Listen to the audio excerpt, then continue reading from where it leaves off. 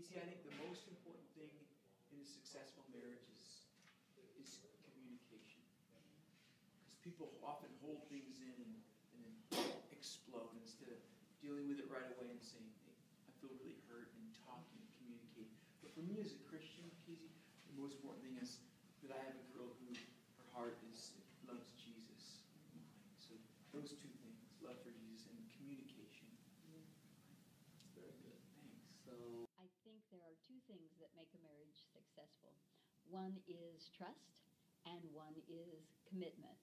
I know that when we're young, we think that love is the most important aspect, and of course you do have to love the person, but if you cannot trust that person, in spite of the fact that you love him or her, then the marriage is destined to crumble, I think. And so there has to be both trust and commitment. Commitment because if things get hard, and they inevitably will, then you must be committed to stay no matter what, and to stay through those hard and terrible times and things that aren't fun when it's not going well. And you have to just realize that you made that commitment to the other person in the eyes of God, and you need to remain true to that. So, and obviously when I say trust and commitment, I mean that first God should be the center of that marriage, but then in addition to that, there needs to be that trust and commitment. Why do you think so many marriages fail these days? probably because they don't see the necessity for loyalty.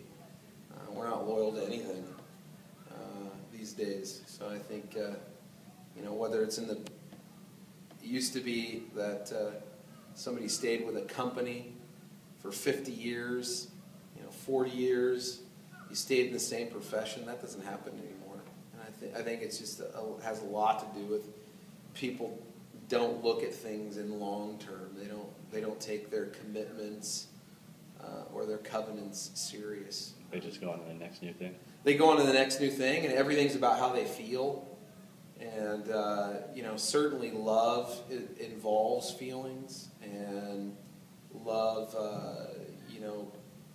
encourages emotion and feeling, but love ultimately, even biblically, is a choice. It's an action. It's something you decide to do.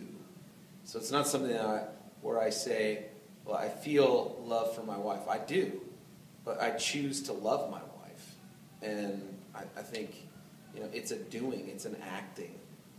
It's not just a feeling. I think most people they think it's all about warm fuzzies and emotions, but I think really at the heart of a marriage that's going to succeed, it's got to be.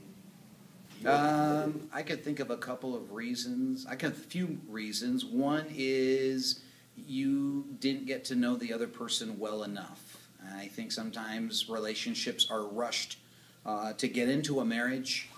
But you know what? The truth is you're never going to know the other person 100% before you marry. And even after years of marriage, there's still things that are going to be there. That's just the reality. I think communication is another one, especially in terms of different issues that will crop up in life.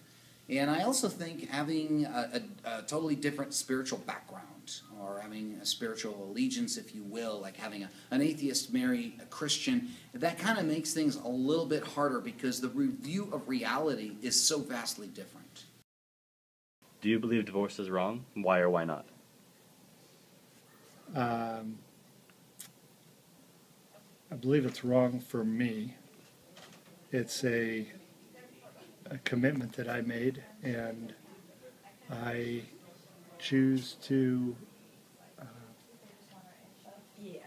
not allow it to be an option. I believe, Justin, that God intended, says, what God has brought together, let no man take apart. And so, if you look around at our world, the problems that are coming about a lot of times are because marriages are splitting up. And so I believe it's best to stay married, that people quit so early that you got to keep fighting. If people do get married, I believe that God forgives, and yet the consequences last for a long time, many generations. So I think we give up too quickly instead of fighting and saying, and even make this an option. Like Abraham Lincoln with Mary Todd, you know. God used that in his life to prepare him to be president. And I think God uses even hard marriages to grow us. So, but I have a great wife. She's easy to love. What advice would you give to newlyweds? What advice would I give to newlyweds? Have fun. I look at my own marriage and I'm genuinely happy. Marriage to me is a joy. I look at what Scripture says: "He who finds a wife finds a good thing," right? And I look at my wife and think I've really found something valuable, something worth treasuring, and really pouring myself into. And so my advice would be to treasure marriage and see it as something fun and enjoyable, and somebody that you get to share life with. There is no closer friend. There is no greater fan. I look at my wife and she's my biggest fan. She's my closest friend. It's just I'd say have fun, enjoy that, and really pour yourself into making it work, being committed to the process of building a strong marriage. And don't get lazy, because it's easy to get lazy. It's easy to take things for granted, take people for granted. So it's just something you got to work on, something you got to really say, hey, this is valuable, this is important.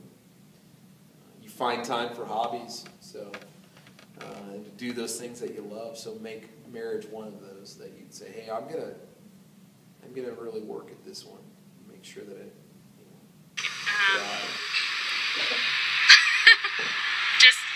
communicate and compromise and be able to have each other's back. You're on the same team, so it's you guys against the world, not you guys against each other. How did you know she was the one, or did you know? Was there that realization, or was it a gradual? Yeah, Bryce. Yeah, I think we could marry a number of people, and make it work. But for me, when I met Kathy, it took time.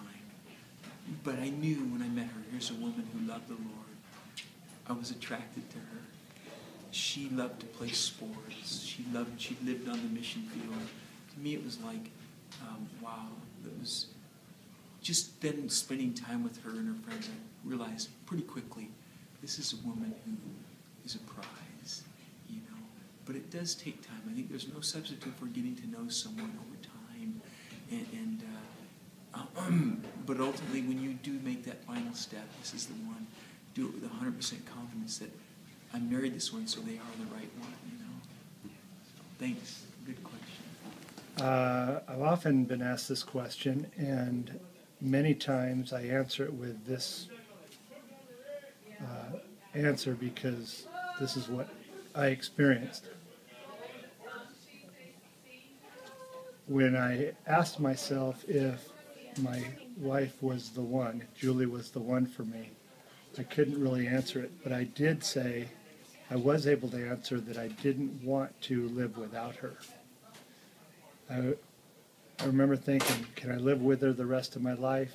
I wasn't sure, but did I want to live without her the rest of my life? And the answer was clearly no. So, and then once you make the commitment, then they are the one because of the commitment you make. That's my answer.